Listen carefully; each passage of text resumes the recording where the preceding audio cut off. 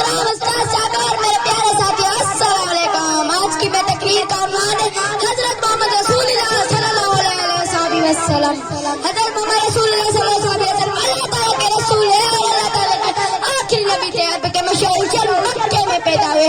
आप सल्लल्लाहु अलैहि वसल्लम के वालिद का नाम हजरत अब्दुल्लाह और वालिदा का नाम हजरत बीबी आमिना था। आप सल्लल्लाहु अलैहि वसल्लम की परवरिश चाचा अबू तालिब ने की थी। आप करीम सल्लल्लाहु अलैहि वसल्लम सच बोलते थे। आप करीम सल्लल्लाहु अलैहि वसल्लम